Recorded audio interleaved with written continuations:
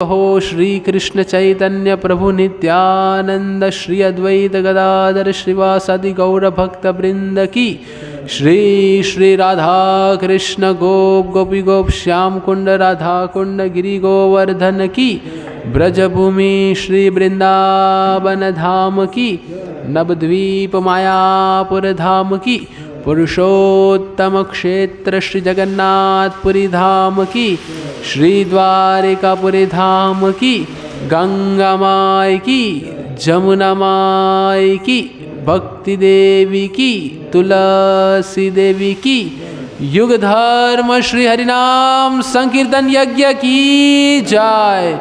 श्रील प्रभुपाद दिव्य पुस्तक वितरण की जय। निताय गौर प्रेमानंदे। ओम नमो भगवते वासुदेवाय।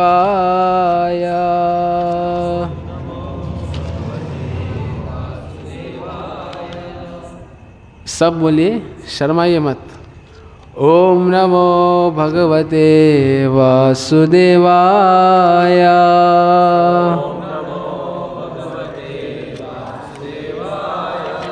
ओम नमो भगवते वासुदेवाय।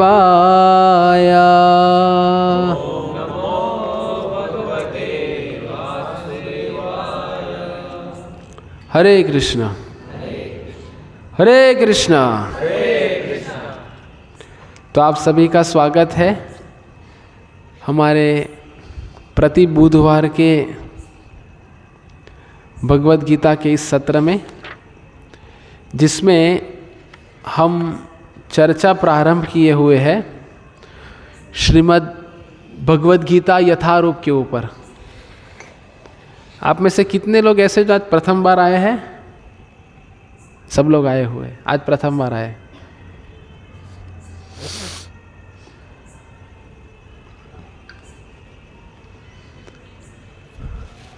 तो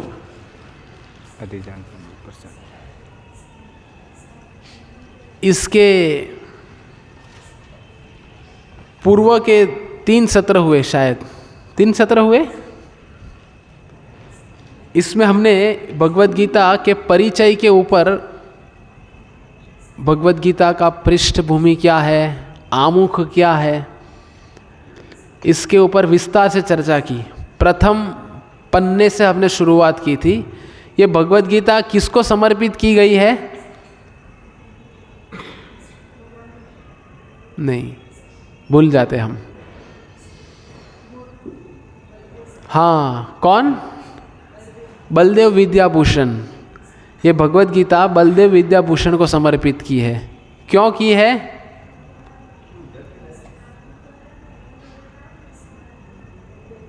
आप सब लोग आए थे? सब लोग थे? भूल जाते हम, उम्र भी हो चुकी है अभी। आपको याद है? संदीप भाई आपका नाम? संजय भाई। आप कुछ बता सकते हैं? हाँ बोलिए, जो मन में है बोलिए।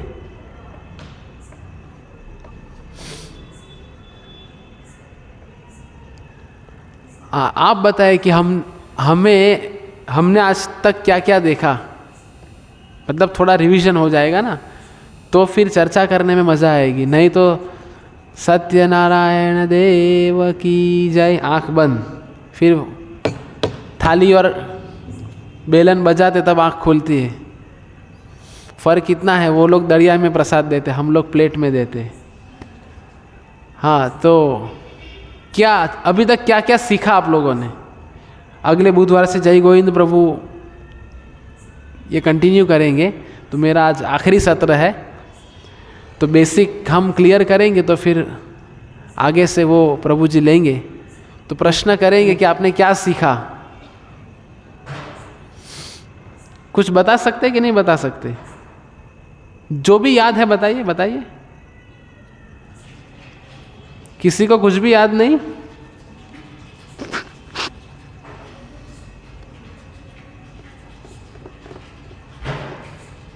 संजय भाई? हाँ बराबर है।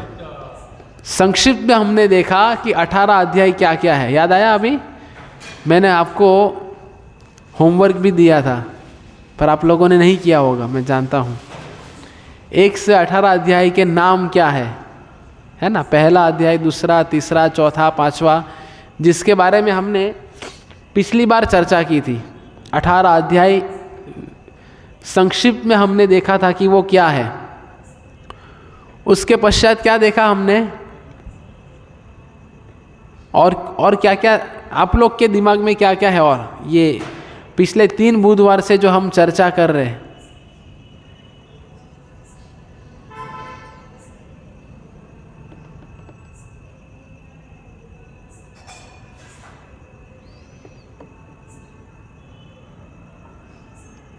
बोलिए बोलिए, थोड़ा जोर डालिए दिमाग पे, कि मैं प्रश्न करूं आप उत्तर देंगे। ये भगवत गीता, यही भगवत गीता क्यों अपनानी चाहिए? गुरु शिष्य परंपरा में आती है। ठीक जवाब, गुरु शिष्य परंपरा में ही आती है, बराबर। फिर ये भगवत गीता कि हमने जो चर्चा प्रारंभ की थी, उसमें आज हम भगवत गीता, आप लोग अगर लाए हैं तो आप देख सकते हैं, नहीं लाए तो अगली बार से लेके आ सकते हैं। हम भगवत गीता की भूमिका के ऊपर आज चर्चा करेंगे। किसके ऊपर? भगवत गीता की भूमिका। तो कोई भी पुस्तक जब लिखा जाता है या कोई भी शुभ कार्यों की शुरुआत की जाती है, तो उसके लिए मंगलाचरण बोला जाता है। क्या बोला जाता है? मंगलाचरण।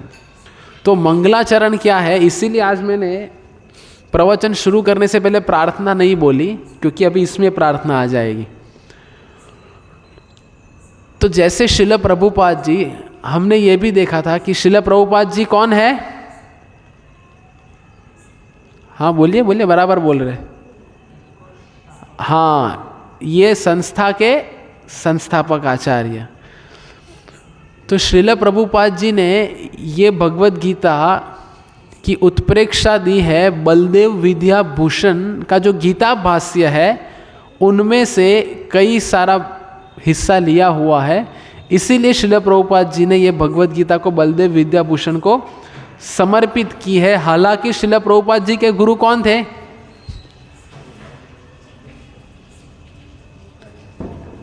प्रभुपाद जी के गुरु कौन है? भक्ति सिद्धांत सरस्वती गोस्वामी महाराज। ठीक है, ये याद है इतना तो उसमें आगे चलते हुए ये भगवत गीता जो हमारे तक पहुंची, हमने ये भी देखा था पिछले प्रवचन में अंत में कि श्रील प्रभुपाद जी ने ये ग्रंथ को हमारे तक पहुंचाने के लिए बहुत परिश्रम किया है। याद है वो आपको? क्या परिश्रम किया है?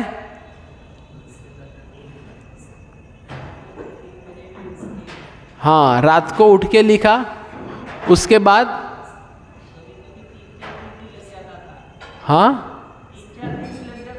हाँ बहुत सही। कभी कभी श्रील प्रभुपाद जी को एक शब्द का अनुवाद लिखने के लिए 3-3, 4-4 दिन लगा देते थे। क्यों? हाँ, क्योंकि आगे आने वाले 10,000 वर्ष तक ये ग्रंथ चलेंगे, तो 10,000 वर्ष तक ये ग्रंथ जो है वो व्यावहारिक होने चाहिए। ऐसा नहीं है कि ओ ये तो पिछले जमाने का ज्ञान है ना। कई बार हम लोग सुनते हैं समाज में, मार्केट में लोग क्या कहते हैं, ये तो एक इतिहास है ना। तो आज हम उसकी चर्चा करेंगे कि कैसे ये इतिहास है और ये इतिहास कैसा है, उसके बारे में हम देखेंगे। तो और ये श्रील प्रभुपाद जी ने ये भगवत गीता कितनी बार लिखी है? देखो, पहली बार लिखी थी, उसका क्या हुआ? हाँ, किसने बेच दी? हाँ, पत्नी ने बेच दी। भगवद गीता श्रील प्रभुपाद जी ने सबसे पहले तो लिखा, तो वो प्रभुपाद जी के हाथों से लिखा हुआ पहली बार तो वो कमरे में गुम हो गया तो श्रील प्रभुपाद जी वो ढूंढने में, इसको उसको डांटने में नहीं लगे, वापस से लिखना शुरू किया। देखिए, एक ग्रंथ को लिखना सरल बात नहीं है, फिर भी प्रभुपाद जी ने लिखा। थोड़ा थोड़ा आगे आ जाइए तो पीछे वाले बैठ सकते हैं, इधर भी आ सकते हैं।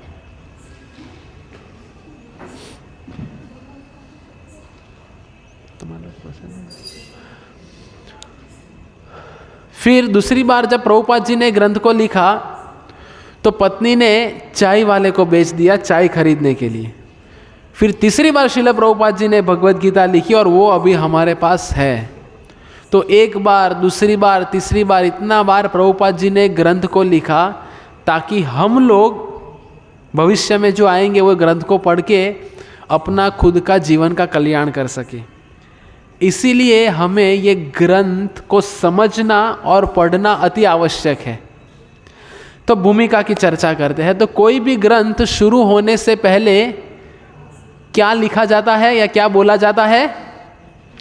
मंगलाचरण। जो हम कोई भी प्रवचन शुरू होने के पहले बोलते हैं। तो आप कोई भी प्रवचन सुनोगे तो ये प्रवचन में आपको मिलेगा ही मिलेगा। तो अभी हम वो मंगलाचरण बोलेंगे जिनका अर्थ आप भगवद गीता की भूमिका में बाद में पढ़ सकते हो। तो हम शुरुआत करते हैं। आप सब लोग भी मेरे हाथ जोड़ सकते हो मेरे साथ, और जिनके पास भगवद गीता है वो देख सकते हैं भूमिका में। भूमिका की शुरुआत मंगलाचरण से हुई है। ओम अज्ञानतिमिरन्धस्य ज्ञानाञ्जनशलाकया चक्षुरुन्मीलितं येन तस्मै श्रीगुरुवे नमः। श्रीचैतन्यमनोभीष्टं स्थापितं येन भूतले स्वयं रूपः कदा मह्यं ददाति स्वपदान्तिकं। वन्देऽहं श्रीगुरौ श्रीच्युतपदकमलं श्रीगुरून् वैष्णवांश्च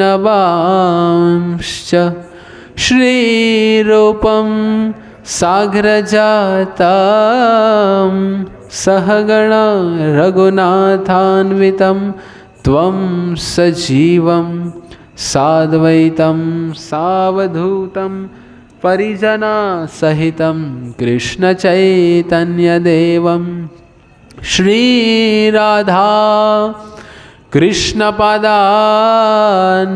सहगणा ललिता श्रीविशाखान्वितांश्च नमः। ॐ विष्णुपादाय कृष्णप्रेष्ठाय भूतले श्रीमते भक्तिवेदान्तस्वामिनिति नामिने।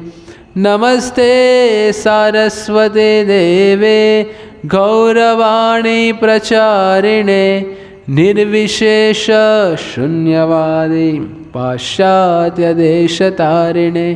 जय श्री कृष्ण चैतन्य प्रभु नित्यानंद श्री अद्वैत गदाधर श्रीवासादि गौर भक्त वृंद। हरे कृष्णा कृष्ण कृष्ण हरे हरे, हरे राम राम राम हरे हरे। सब बोले जोर से, हरे कृष्णा कृष्ण कृष्ण हरे हरे, हरे राम राम राम हरे हरे। हरे कृष्णा कृष्ण कृष्ण हरे हरे, हरे राम राम राम हरे हरे। तो कोई भी ग्रंथ की या प्रवचन की शुरुआत किससे होती है? मंगलाचरण। तो जो हमने अभी गाया इनको क्या कहते हैं? मंगलाचरण। ये हमें ज्ञात होना चाहिए, नहीं तो हम सुनते हैं बोलते हैं लेकिन हमें समझ में नहीं आता कि भगवद गीता में किधर है और इसका अर्थ क्या है। बहुत सुंदर अर्थ है इसका कि अज्ञान के अंधकार से हमें निकाला गया। कैसे निकाला गया? ऐसे नहीं कि उठा के इधर से इधर रख दिया, नहीं, ज्ञान से। अभी हमें भगवत गीता समझ के क्या हो रहा है? ज्ञान। अभी ये ज्ञान का विज्ञान बनना चाहिए। विज्ञान कैसे बनेगा ये ज्ञान का? एक है ज्ञान और दूसरा है विज्ञान। तो विज्ञान मतलब क्या कि ये ज्ञान का व्यावहारिक रूप, जैसे कि हम भगवत गीता में सुनेंगे कि हम शरीर नहीं, हम आत्मा है। जैसे जैसे हम आगे जाएंगे तो ठीक है, हम आत्मा है तो बस ठीक है, ज्ञान हो गया, मुझे पता है अभी। नहीं, ऐसा नहीं। तो वो मैं कैसे मेरे जीवन में अपनाऊं? इधर भी बैठ सकते हैं आप। ये ज्ञान को मैं मेरे जीवन में कैसे अपनाऊं? तो उसके लिए वो कैसे संभव होगा? ऐसे संग में, जिसकी चर्चा हमने पिछली बार भी की थी, कि एक ऐसा माहौल है, ये एक ऐसा मंच है जिसके ऊपर हम सब लोग जो एक विचार रखते हैं, है ना, एक विचार रखते हैं ना हम, इसलिए तो हम सब लोग साथ में आए ना आज। नहीं तो नौसारी में कितनी बस्ती है, उसमें से 1% भी लोग इधर नहीं है। क्यों? क्योंकि ये संस्था जो शिल प्रभुपाद जी ने स्थापित की गुरु शिष्य परंपरा के आधार पे और चैतन्य महाप्रभु के आदेश पे। चैतन्य महाप्रभु कौन है? साक्षात भगवान कृष्ण है, जो अभी अभी 500 वर्ष पूर्व आ गए। भगवान ने गीता में क्या कहा? धर्म संस्थापनार्थाय संभवामि युगे युगे। जब जब धर्मों की हानि होगी मैं आऊंगा और धर्म की स्थापना करूंगा। तो स्वयं चैतन्य महाप्रभु ने आके हमें यह हरे कृष्ण महामंत्र प्रदान किया और कहा, पृथ्वी ते आछे जत नगर आदि ग्राम, सर्वत्र प्रचार होइबे मोरो नाम। समझ में आया? बंगाली है, बहुत सरल है समझना। कोई है बंगाली? हाँ। पृथ्वी ते जत आछे नगर आदि ग्राम, कि नगर नगर ग्राम ग्राम में क्या होगा? सर्वत्र प्रचार होई बे मोरो नाम। मोरो नाम मतलब मेरा नाम नहीं, भगवान का नाम। भगवान का नाम का सर्वत्र प्रचार होई बे मोरो नाम, कि सब गांव गांव, गली गली, घर घर, शहर शहर, देश विदेश, परदेश, सब जगह पे नाम का प्रचार होगा। तो इसके लिए श्रील प्रभुपाद जी ने संस्था की स्थापना की, कि जिसमें हम सब लोग एकत्रित होके ये ज्ञान को विज्ञान में परिवर्तित हम सब लोग कर सकते हैं। तो ये थी भगवत गीता के भूमिका की शुरुआत। हम शुरू से भगवत गीता देखते हुए आए, पृष्ठभूमि देखा, आमुख देखा, इसके पश्चात हम भूमिका पे पहुँचे और अगली बार से हमारा अध्याय शुरू होगा। तो अभी ये भगवत गीता की भूमिका आई किधर से, ये समझना अति आवश्यक है। श्रील प्रभुपाद जी ने, जैसे मैं पूर्व में आपको कह चुका हूं, कि ये संस्था की स्थापना कितने वर्ष की उम्र में की? At the age of 70। जीवन की 70 वर्ष की उम्र में ये संस्था की शुरुआत की। और शुरू में तो कोई नहीं था। तो प्रभुपाद जी न्यूयॉर्क के 22nd 6th एवेन्यू में एक कमरे में बैठे हैं और कमरे में बैठे बैठे भगवत गीता के ऊपर प्रवचन कर रहे हैं। और श्रोता कौन है वो कमरे में? कोई नहीं, नॉट अ सिंगल पर्सन। वो कमरे में श्रील प्रभुपाद जी भगवत गीता के ऊपर प्रवचन दिए हैं। तो भगवत गीता के शुरुआत के 3 प्रवचन, 3 या 4 प्रवचन, मेरे ख्याल से 4 प्रवचन दिए हैं। और वो 4 प्रवचन क्या है? ये भगवत गीता की भूमिका। समझ में आया? तो ये भगवत गीता की भूमिका क्या है? शुरू में श्रील प्रभुपाद जी के दिए गए 4 प्रवचन है। ये कितने प्रवचन? 4 प्रवचन, जिसके ऊपर से पूरी भूमिका लिखी गई है। तो प्रश्न ये उठता है, हम एकदम बेसिक से जाएंगे, श्रील प्रभुपाद जी ने अंग्रेजी में क्यों लिखा, है ना? हमें प्रश्न होना चाहिए। इसलिए प्रवचन के अंत में कहते हैं किसी का प्रश्न तो प्रश्न पूछने चाहिए। तो मैं ही बता देता हूँ, प्रश्न भी और उत्तर भी। प्रश्न ये होना चाहिए कि अंग्रेजी में क्यों लिखा, है ना? कोई भी व्यक्ति, जैसे आप सब लोग गुजराती हो, तो अगर आपको मैं किताब लिखने को कहूँ तो आप कौन सी भाषा में लिखेंगे? गुजराती में लिखेंगे ना। कोई हिंदी भाषा है तो हिंदी में लिखेगा, कोई बंगाली है तो बंगाली में लिखेगा। श्रील प्रभुपाद जी बंगाली थे, बंगाली होते हुए अंग्रेजी में क्यों लिखा?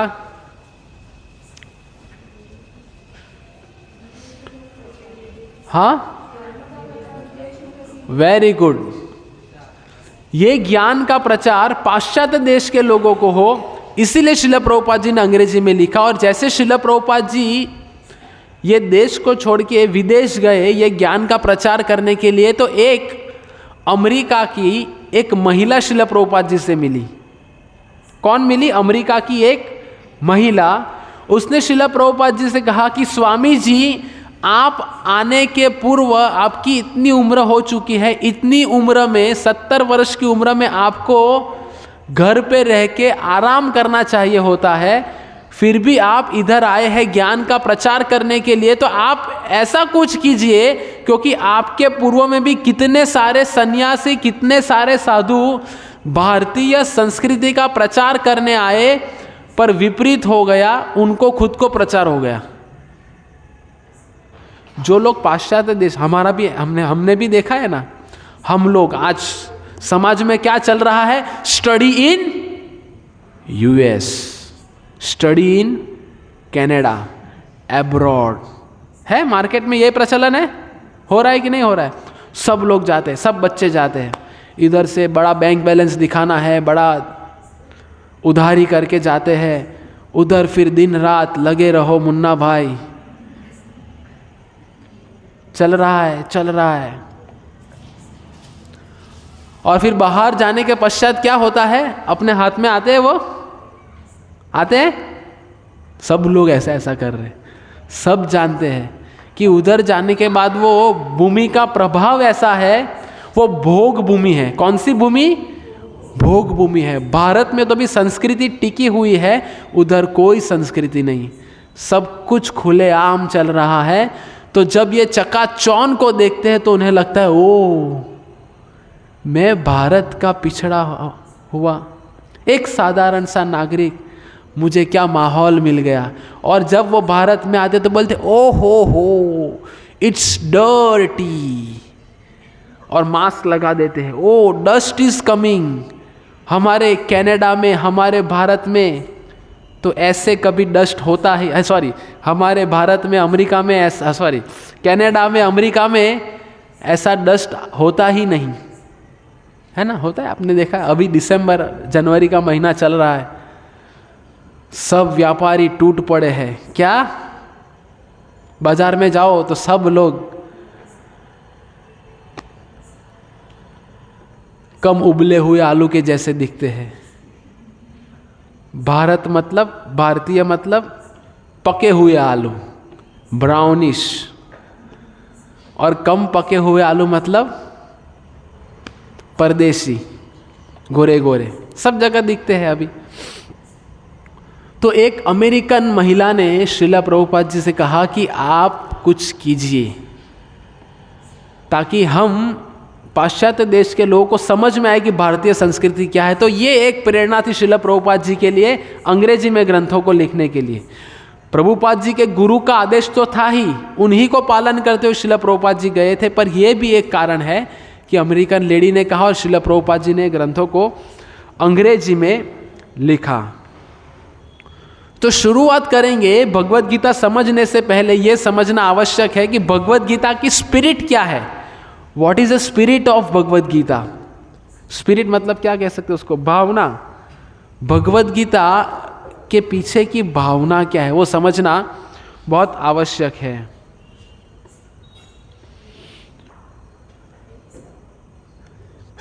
तो कैसे समझेंगे भगवत गीता के स्पिरिट को? भगवत गीता की स्पिरिट को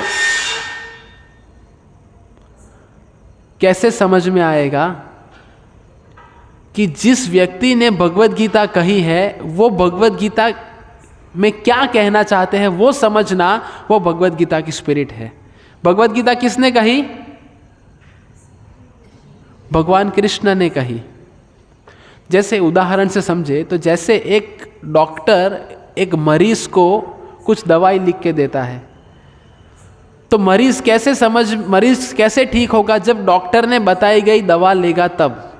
उसी तरह भगवत गीता समझना है तो सबसे पहले भगवान कृष्ण ये भगवत गीता में हमें क्या संदेश देना चाहते हैं वो समझना, वो भगवत गीता की स्पिरिट है। समझ में आया? ये भगवत गीता का स्पिरिट है, इससे भगवत गीता को समझना। तो अभी हमें ये ढूंढना पड़ेगा कि ऐसी कौन सी भगवत गीता है कि जिसमें भगवान कृष्ण जो हमें वास्तव में संदेश देना चाहते हैं वही संदेश इसमें दिया हुआ है। तब जाके हमें समझ में आएगा कि भगवत गीता यथारूप जो है, Bhagavad Gita as it is, Bhagavad Gita तेना मूળ रूपे, भगवत गीता जशी आहे तशी। तो ये भगवत गीता ऐसी है कि जिसमें भगवान हमें जो बताना चाहते हैं वही है, जो गुरु शिष्य परंपरा में आएगा, जिसकी चर्चा हमने पूर्व में की है ऑलरेडी, इसलिए हम इसमें विस्तार से नहीं जाएंगे। तो ये है स्पिरिट ऑफ भगवत गीता कि जैसे भगवत गीता को उस दृष्टिकोण से समझना जिस दृष्टिकोण से भगवत गीता कही गई है भगवान कृष्ण द्वारा अर्जुन को, उसी दृष्टिकोण से समझना। तो ये भगवत गीता यथारूप ऐसी है कि हम वही दृष्टिकोण से समझ पाएंगे जो दृष्टिकोण से भगवान हमें समझाना चाह रहे हैं। तो भगवत गीता ये क्या है? भूमिका में सब कुछ लिखा हुआ है, आप पढ़िएगा तो समझ में आएगा। भगवत गीता एक लॉ बुक के समान है। लॉ बुक समझ में आता है? जैसे कोई वकील को कोई भी निर्णय लेना है तो वो किसको रिफर करेगा? लॉ बुक को। हमने सुना है ना, जज भी, कभी किसी ने अदालत देखी है? अदालत में कोई गया है केस लड़ने के लिए या कुछ दलील प्रस्तुत करने के लिए? कोई नहीं गया होगा तो कम से कम सिनेमा में तो देखा होगा। तो जज साहब क्या कहते हैं? कलम 1 2 3 ABCD के तहत ये निर्णय लिया जाता है कि आपको आजीवन कारावास। तो ऐसा वो कहते हैं XYZ लॉ। तो भगवत गीता हमारे लिए लॉ बुक है। हम जो मनुष्य जीवन लिए हैं, जो हमने पूर्व में भी देखा है कि कोई भी मशीन के साथ वो मैन्युअल आती है कि मशीन का इस्तेमाल कैसे किया जाए, वैसे ही भगवान ने हमें ये मशीन दिया, ये शरीर, इसके साथ एक मैन्युअल प्रदान की कि ये शरीर का इस्तेमाल कैसे करना है। वो मैन्युअल क्या है? भगवत गीता। तो ये हमारे लिए लॉ बुक है। जब भी हमारे जीवन में कोई समस्या आए, असमंजस में हम आ जाए, तो हमें क्या करना है? ये किताब को खोलना है और उसका सल्यूशन, निराकरण लाना है। पर निराकरण लाने से पहले कोई वकील इसकी पहले पढ़ाई करता है। कोई भी चुकादा लाने के लिए या न्यायाधीश जो है, वो न्यायाधीश निर्णय लाने से पहले उसको अभ्यास होता है लॉ बुक का कि लॉ बुक में क्या दिया हुआ है। तो हमें भी अगर हमारे जीवन में कुछ दिशा निर्देशन प्राप्त करना है तो जैसे एक वकील लॉ बुक का अभ्यास करता है, वैसे हमें ये श्रीमद् भगवत गीता यथारूप का अभ्यास करना पड़ेगा, है ना? तभी हमें समझ में आएगा कि हम कैसे निर्णय लें, अन्यथा हम नहीं समझ पाएंगे। तो ये भगवत गीता लॉ बुक है, कोई मोटिवेशन बुक नहीं है। जैसे आजकल हम देखते हैं YouTube के चलते हुए, हम लोग सब मार्केट में देखते हैं Bhagavad Gita management, Bhagavad Gita lifestyle management, Bhagavad Gita food management, Bhagavad Gita this management, Bhagavad Gita ये मैनेजमेंट। तो मैनेजमेंट ये भगवत गीता का बाई प्रोडक्ट है। बाई प्रोडक्ट समझ में आता है?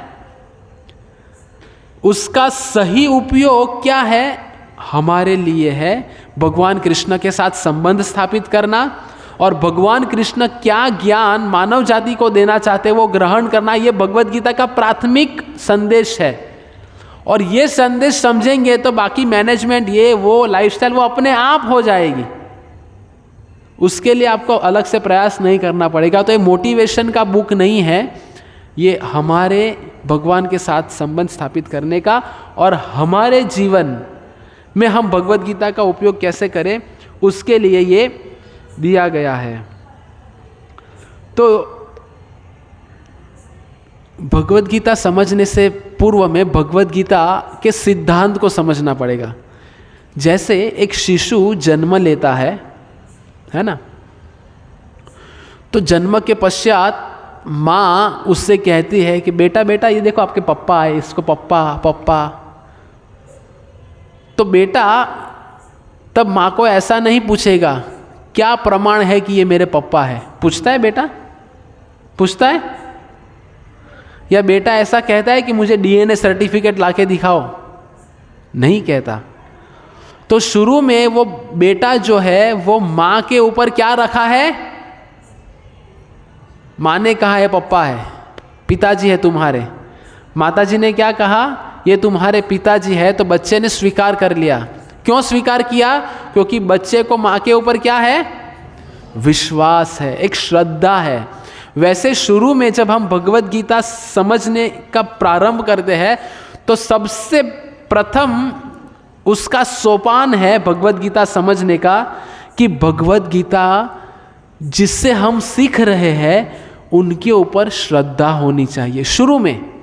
और जैसे जैसे हम भगवद गीता समझेंगे आगे बढ़ेंगे तो हमें अपने आप समझ में आएगा कि हाँ ये जो मुझे कहा गया था वो 100% सत्य था। जैसे बच्चा बड़ा होने के बाद 11वीं 12वीं में जाता है और माँ से सीखता पाठशाला में सीखता है कि यार ये टेस्ट आता है वो टेस्ट आता है, जिससे हमें समझ में आएगा कि मेरे पिताजी है। पर तब तक एक श्रद्धा है। वैसे श्रद्धा से हमें ये भगवद गीता को समझना पड़ेगा। तो आज का विषय सब लोगों ने पढ़ा क्या है? मैसेज आया था ग्रुप में? आया था? क्या है विषय? हाँ मैसेज देखा पर विषय नहीं देखा। तो वो विषय देखना चाहिए। विषय चयन करने में बहुत परिश्रम होता है,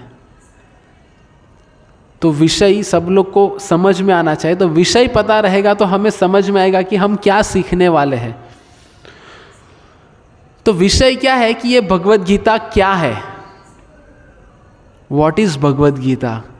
ये भूमिका में आपको सब कुछ मिलेगा जिसकी हम चर्चा, ये भूमिका में से मैंने लिया हुआ है सब कुछ जो भी मैं चर्चा कर रहा हूँ, ये भगवद गीता की भूमिका में है। आप घर जाके, ये क्यों मैं बता रहा हूँ, क्योंकि भगवद गीता आप घर जाके पढ़ोगे तो आपको अच्छे से समझ में आए। तो व्हाट इज भगवद गीता? ये भगवद गीता क्या है? तो सबसे पहले ये भगवद गीता जो है वो एक आस्तिक विज्ञान है। मैंने शुरू में कहा ना, एक है ज्ञान एक है विज्ञान।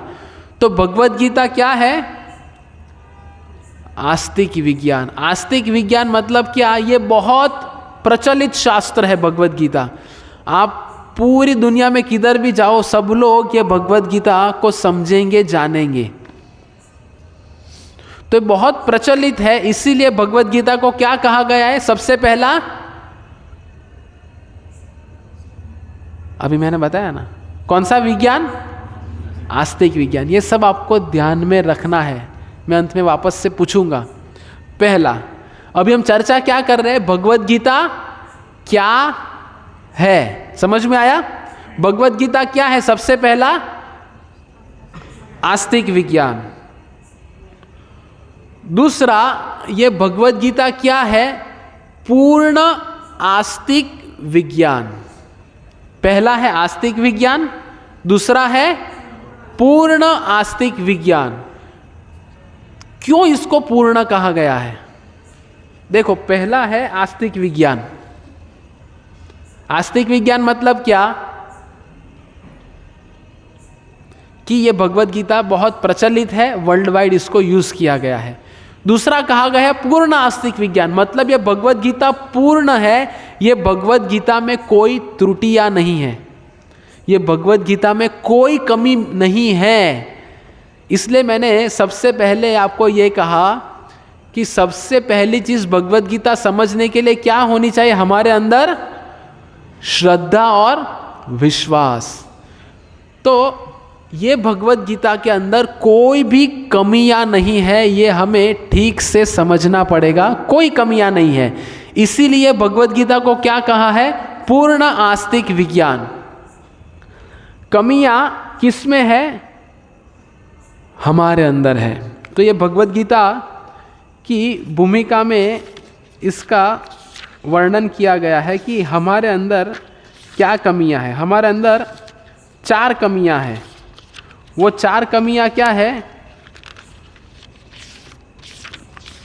सबसे पहला मैं अंग्रेजी में बोलूँगा क्योंकि हिंदी। सबसे पहला है टेंडेंसी टू कमिट मिस्टेक।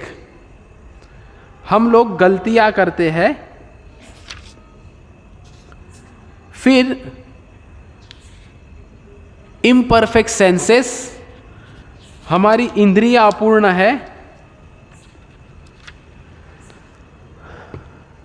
अपूर्ण इंद्रियां है पहली हमारे अंदर की कमियां। इंद्रियां अपूर्ण है इसीलिए हम गलतियां करते हैं। Tendency imperfect senses, tendency to commit mistake. तीसरा है चीटिंग प्रोपेंसिटी। इंद्रियां अपूर्ण है, हम गलतियां करते हैं। तीसरा, और इंद्रिय अपूर्ण है, गलतियां करते, इसीलिए हम क्या करते? एक दूसरे से छल कपट करते हैं, जिसको कहते हैं cheating propensity. Tendency to commit mistake, imperfect senses, cheating propensity. और इन सब चीज़ों के कारण हम क्या होते हैं? इग्नोरेंट, मतलब मोहवश हो जाते हैं। होता है ऐसा सब कुछ हमारे साथ। अभी कोई कहेगा कि प्रभु जी आप हमें अपूर्ण कहते हैं, कैसे? भगवान ने तो मुझे पूरा बनाया हुआ है, पूर्ण बनाया हुआ है। अभी मैं आपको कहूँगा इधर से बैठे बैठे कि देखिए उधर क्या है, हमें दिखाई देगा? नहीं दिखाई देगा। हमें दिखाई इसीलिए देता है क्योंकि हर रोज सुबह सूर्य उदय होते हैं, और वो सूर्य उदय होने के कारण हम ये जगत को ठीक से देख पाते हैं। अंधेरे में हम देख पाते? मानो इस कमरे में अभी लाइट चली जाती है, आँख वही है, फिर भी हम ठीक से देख नहीं पाएंगे क्योंकि हमें उजाले की आवश्यकता है। लेकिन उल्लू जो होता है, उल्लू समझते?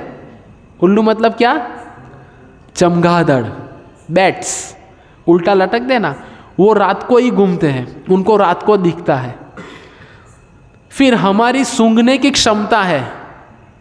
हम अभी जैसे मैं कहूँगा बताइए रसोई घर में क्या बन रहा है, सुगंध से बताइए, नहीं बता पाएंगे। हमको पास में जाना पड़ेगा ऐसे, हाँ गुलाब जामुन नहीं है आज, बता सुगंध। लेकिन कुत्ता जो है वो कितने भी दूर से चीज़ों को सूंघ लेता है। तो कहने का, ये सब कुछ समझाने का मकसद क्या है कि हमारी इंद्रियां अपूर्ण है। तो हमारी इंद्रियां अपूर्ण है, उसके कारण क्या है? हम गलतियां करते हैं, उसके कारण हम छल कपट करते हैं, और इन सब कुछ चीज़ों के कारण हम सब लोग मोहग्रस्त हो जाते हैं। तो ये हमारी कमियां हैं। तो भगवत गीता क्या है? सबसे पहला आस्तिक विज्ञान, दूसरा पूर्ण आस्तिक विज्ञान, उसमें कोई त्रुटि नहीं है। तीसरा, ये भगवत गीता क्या है? धृतराष्ट्र और संजय का संवाद है। इसीलिए भगवत गीता के प्रथम अध्याय के प्रथम श्लोक की शुरुआत क्या होती है? धृतराष्ट्र उवाच धर्म क्षेत्रे कुरुक्षेत्रे समवेतायुयोत्सवः मामका पांडवाश्चैव किमकुर्वत संजय। तो धृतराष्ट्र और संजय का संवाद ये है भगवत गीता। चौथा क्या है? ये भगवत गीता पंचम वेद है। कौन सा वेद? पंचम वेद। वेद कितने हैं बताइए? 4। कौन कौन से? युगवेद, सामवेद, अथर्ववेद, यजुर्वेद, 4 वेद है। और अभी मैं कह रहा हूं कि भगवद गीता पंचम वेद है। क्यों पंचम वेद है? क्योंकि भगवद गीता ये महाभारत में से ली गई है। किस में से? महाभारत में से ली गई है। और महाभारत क्या है? ये एक इतिहास है ना, इतिहास है। तो इसको कैसे समझे कि जब भी कोई इतिहास होता है तो वो 2 प्रणाली में आता है। एक है चंद्रवंश की प्रणाली में और एक है सूर्यवंश की प्रणाली में। कौन से वंश?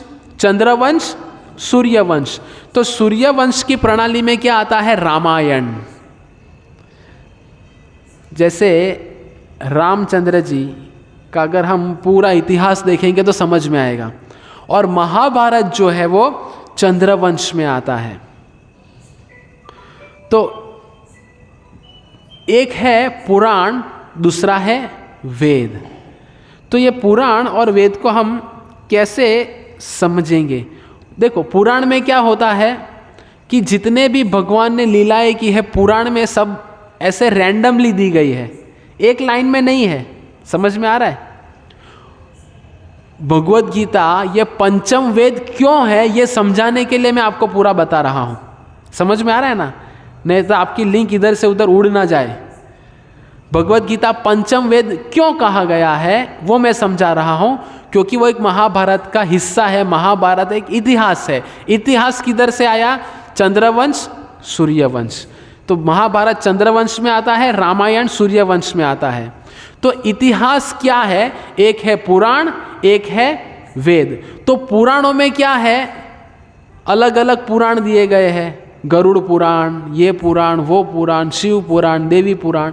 तो पुराणों में जितनी भी चर्चा की गई है सब चर्चा ये एक साथ क्रमशः नहीं दी गई है, अलग अलग लीलाएं हैं। जैसे उदाहरण के तौर पे श्रीमद् भागवतम भी अमल पुराण है। तो श्रीमद् भागवतम अगर आप पढ़ोगे तो उसमें आप पाओगे कि जिसमें वामन देव की लीला आती है कि पृथ्वी समुद्र में चली गई, फिर भगवान सुकर रूप में आए। केशवधृता सुकर रूपा जय जगदीश हरे, जय जगदीश हरे, जय जगदीश हरे। तो वामन देव सुकर रूप में आए और पृथ्वी को उठाया और पृथ्वी को वापस रख दिया। तो अभी ये दोनों भी घटना जो हुई, पृथ्वी का जाना और पृथ्वी को बाहर निकालना, ये दोनों भी घटना अलग अलग कल्प में हुई है। मतलब ये दोनों के बीच में लंबा फासला है। पर अगर आप श्रीमद् भागवतम पढ़ोगे तो आपको क्या लगेगा? ठीक है, पानी में चली गई, भगवान ने इधर से उठाया इधर रख दिया। पर ये दोनों के बीच में कल्पों का अंतर है, लेकिन श्रीमद् भागवतम में वो एक साथ में दे दिया है। तो कहने का मतलब सब लीलाएं क्रमशः नहीं है, इसको कहते हैं पुराण।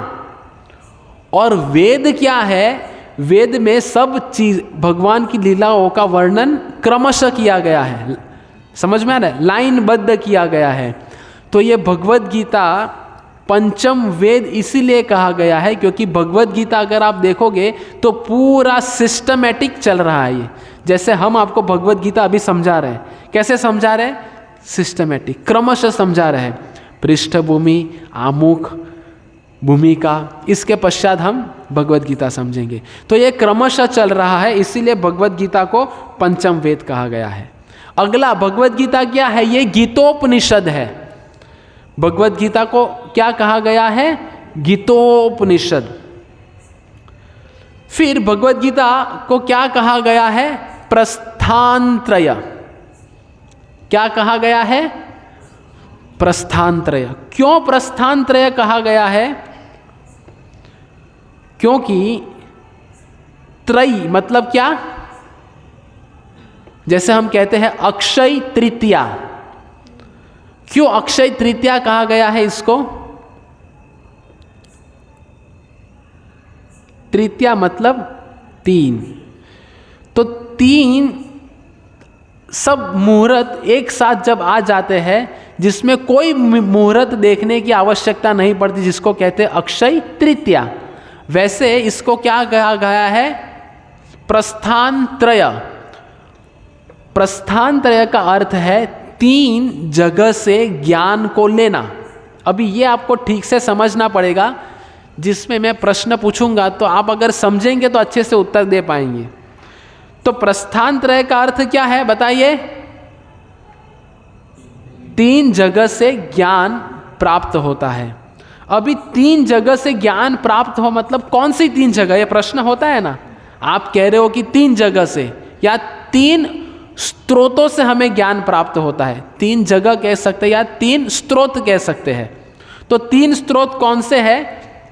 पहला है श्रुति, दूसरा है स्मृति, तीसरा है न्याय। मेरे साथ बोलिए, पहला श्रुति, स्मृति और न्याय। वापस बोलिए, श्रुति, स्मृति, न्याय। समझ में आया? प्रस्थानत्रय मतलब 3 जगह से ज्ञान अर्जित हुआ, श्रुति, स्मृति और न्याय। तो इसको कैसे समझेंगे प्रस्थानत्रय को? श्रुति प्रस्थानत्रय, स्मृति प्रस्थानत्रय और न्याय प्रस्थानत्रय। तो श्रुति मतलब क्या? श्रुति मतलब कोई भी वेद का ज्ञान सुन के लेना। जैसे पूर्व के समय में गुरुकुल में गुरु जो ज्ञान देते थे वो कैसे देते थे? सब शिष्यगण श्रुतिधर थे। कैसे थे? श्रुतिधर मतलब क्या? जो सुना वो ग्रहण कर लेते थे। जैसे गुरुकुल में पहले क्या होता था, एक वृक्ष के नीचे गुरुजी बैठते थे और शिष्य को ज्ञान प्रदान करते थे। और जैसे जैसे समय बीतता था कि उधर 1 घंटी बजती, दूसरी घंटी बजी, तीसरी घंटी बजी, चौथी घंटी बजी, ऐसे घंटियाँ बजती रहती है। इधर गुरुजी ज्ञान दे रहे हैं। तो ज्ञान देते देते बीच में गुरुजी प्रश्न पूछते कि बताओ मुझे कितनी घंटियाँ बजी? तो वो कहते थे 5, 10। तो इतने होशियार थे वो समय के लोग। मानो हम इधर बैठे इस कमरे में और पीछे रसोई घर में कुकर की सीटी बज रही है, और मैं आपको प्रवचन में कहूँ कि अपने को 5 सीटी बजानी है, आप लोग ध्यान रखना। और अभी प्रवचन चल रहा है और मैं आपको पूछूंगा कितनी सीटियाँ बज रही, ध्यान दे पाएंगे हम? नहीं दे पाएंगे। तो पहले के समय में लोग कैसे हुआ करते थे? श्रुतिधर, जो सुनते थे वो ग्रहण कर लेते थे। हम लोग की स्थिति है ऐसी? नहीं है। इसीलिए हमारे लिए हमारे आचार्य ने ग्रंथ लाए लिखित स्वरूप में, ताकि हम इसे समझ सके। वो आगे आएगा। तो श्रुति मतलब क्या? सुन के ये ज्ञान को ग्रहण करना, जिसका उदाहरण भगवान कृष्ण ने ये ज्ञान अर्जुन को कहा। तब कोई भगवत गीता लिखी हुई थी? अर्जुन रणभूमि पे बैठे हैं और पढ़ रहे हैं। पहला अध्याय, अर्जुन संजय उवाच, इतने लोग हैं, इतने लोग, ऐसा पढ़ रहे थे? नहीं। जो भगवान ने बोला समझ लिया। तो ये है श्रुति प्रस्थानत्रय। पहला समझ गए? पक्का? प्रश्न पूछूंगा तो जवाब आएगा बाद में। ओके। दूसरा है स्मृति प्रस्थानत्रय। स्मृति प्रस्थानत्रय मतलब क्या? कोई ऋषि, भक्तगण, आचार्य, इन्होंने भगवान से जो ज्ञान समझा, सुन के लिया, वो ज्ञान को लिखित स्वरूप में, पुराण और वेद के स्वरूप में हमारे समक्ष प्रस्तुत किया। अभी समझ में आया मैंने पुराण और वेद के बारे में इसके पहले में क्यों समझाया? क्योंकि ये आचार्य द्वारा हमें प्रदान किया जाता है लिखित रूप में। जो मुझे पिछली दफ़ा एक भक्त ने प्रश्न किया था कि ये ज्ञान तो व्यासदेव जी ने लिखा ना, आपका जो प्रश्न था संजय भाई, तो ये प्रश्न का उत्तर इसमें है, जो मैंने कहा था कि अगली बार आएगा वो। तो हमारे लिए आचार्यों ने उसको लिखित रूप में लिख दिया है ना। इसको कहते हैं क्या? स्मृति प्रस्थानत्रय। और तीसरा है न्याय प्रस्थानत्रय, क्योंकि ये भगवत गीता जो आती है वो किस में आती है? ये वेदांत सूत्र के आधार पे है, जिसमें लॉजिक दिए गए हैं, है ना। भगवत गीता में सब तर्क वितर्क दिए गए हैं, लॉजिक है। आप आगे आगे पढ़ोगे तो आपको समझ में आएगा भगवद गीता क्या है, लॉजिकल बुक है, इसीलिए इसको कहते हैं न्याय प्रस्थानत्रय। समझ में आ गया? श्रुति प्रस्थानत्रय, स्मृति प्रस्थानत्रय और न्याय प्रस्थानत्रय, इतना समझ में आया? अभी मेरा प्रश्न ये है कि भगवद गीता ये तीन में से कौन से कैटेगरी में आती है, आपको ये बताना है। मैंने तीनों भी समझाया। देखो, पहला है सुन के लेना, दूसरा है लिख के प्रस्तुत करना और तीसरा है लॉजिक। तो मुझे बताइए, ये भगवद गीता जो हम सुन रहे, पढ़ रहे, सीख रहे हैं, तो ये तीन में से कौन सी श्रेणी में आती है भगवद गीता? इसका जवाब मैंने अभी कुछ समय पहले ही बता दिया।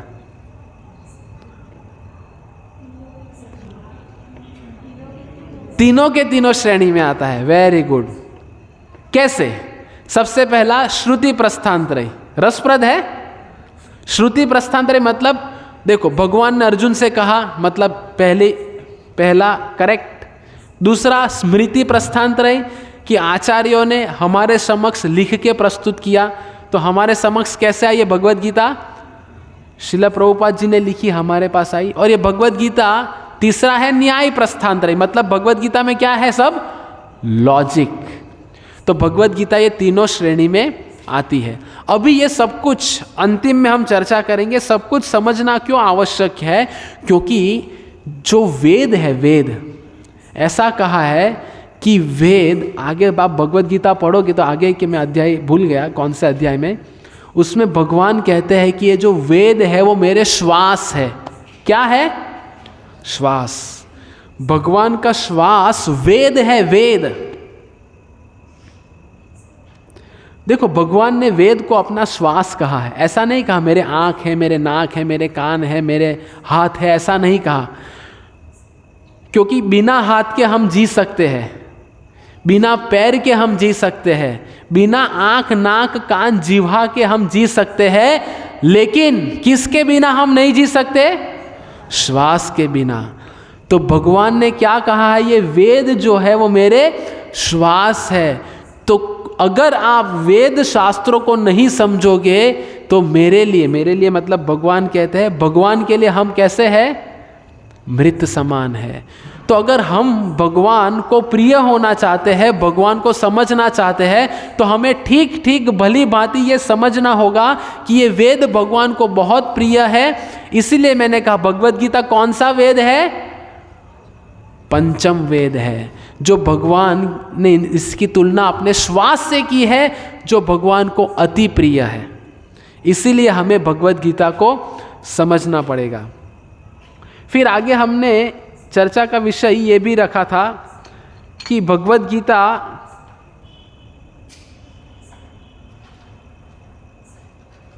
समझने का आवश्यक क्यों है।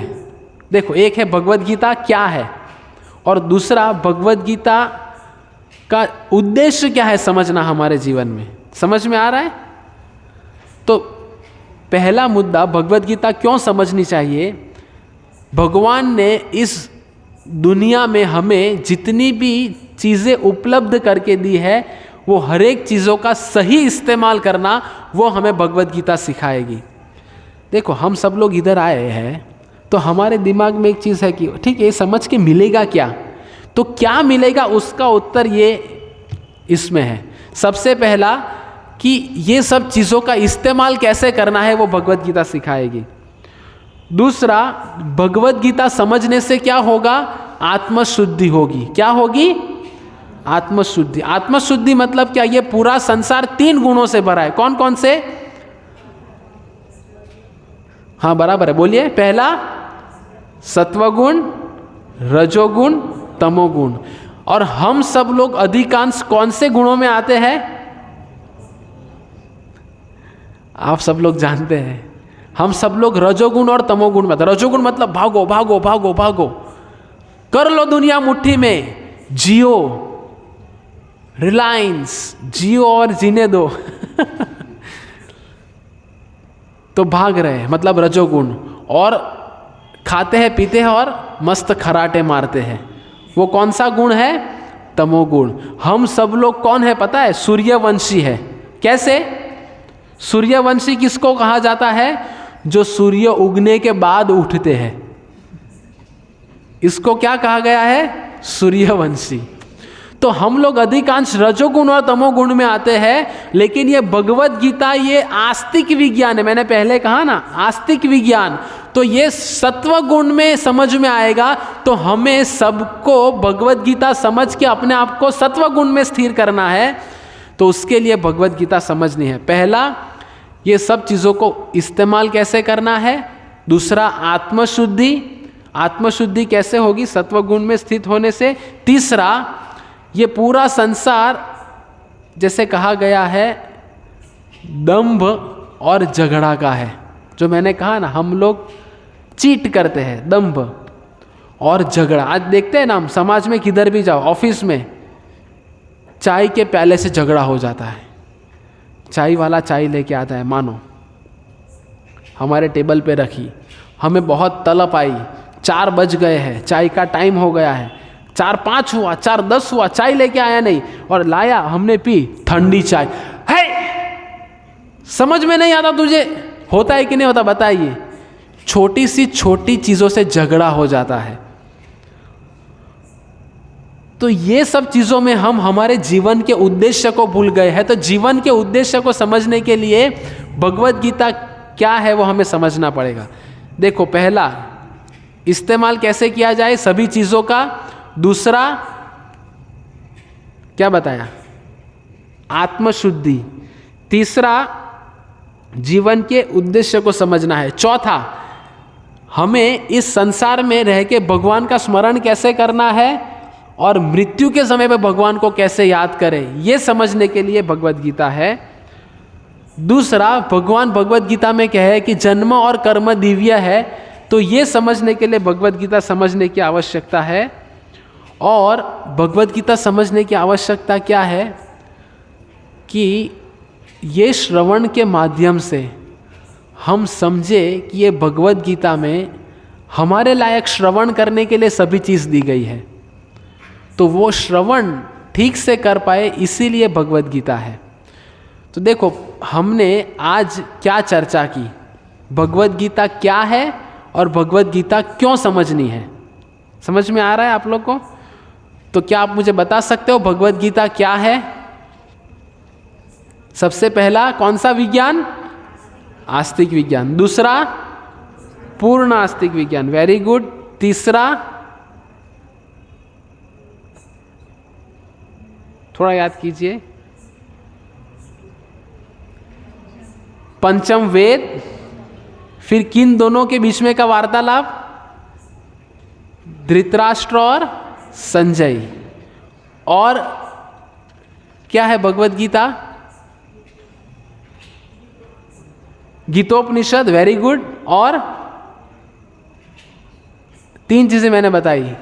प्रस्थानत्रय, उसमें क्या 3 बताया? श्रुति, स्मृति और न्याय। ये इतना हमने समझा कि इसमें भगवत गीता क्या है और भगवत गीता हमारे लिए क्यों जरूरी है, क्यों समझना है। उसमें मैंने 4-5 चीजें बताई। सबसे पहला, क्यों? अभी अभी चर्चा की वो 5 मिनट पहले। किसका सही इस्तेमाल करना है? भगवान ने प्रदान की गई चीजों का इस्तेमाल कैसे करें, वो सबसे पहला। दूसरा, आत्मशुद्धि। Very good. तीसरा, भगवान के क्या दिव्य है? जन्म और कर्म दिव्य है, वो समझने के लिए। चौथा, हम जीवन के उद्देश्य को कैसे समझें, तो ये सब कुछ समझने के लिए भगवत गीता हमें प्रदान की गई है। तो ये सब कुछ था भगवत गीता की भूमिका। समझ में आया? और अगली बार से हम प्रारंभ करेंगे भगवत गीता के प्रथम अध्याय से। तो अभी इसके बाद जय गोविंद प्रभु आपको अलग अलग टॉपिक के ऊपर चर्चा करेंगे, पर भगवत गीता कब शुरू होगी वो नक्की होगा। लेकिन भगवत गीता के और कुछ बेसिक्स फंडामेंटल से वो समझने के लिए अगले बुधवार से आपको मुझे सहन नहीं करना पड़ेगा। जय गोविंद प्रभु विस्तार से आपको बताएंगे। बहुत बहुत धन्यवाद। हरे कृष्ण कृष्ण कृष्ण हरे हरे, हरे राम राम राम हरे हरे। श्रीमद् भगवद गीता यथारूप की, श्रील प्रभुपाद की, निताई गौर प्रेमानंदे। किसी का कोई प्रश्न, एक दो प्रश्न है तो ले सकते हैं, नहीं तो प्रसाद की ओर प्रस्थान। ठीक है, हरे कृष्णा। तो ये सब कुछ चीज़ें याद रखिए, बहुत सरल है समझना। ये आपको, ये तीनों भी मैंने जितने भी प्रवचन लिए हैं वो सब ISKCON Navsari YouTube channel, ISKCON Navsari का यूट्यूब चैनल पे आप सब्सक्राइब करेंगे तो आपको ये प्रवचन मिल जाएंगे जो अपलोड हो जाएंगे आज। तो उसमें से आप फिर ये वापस से रिवाइज कर सकते हैं। ठीक है, हरे कृष्णा। श्रील प्रभुपाद की जय।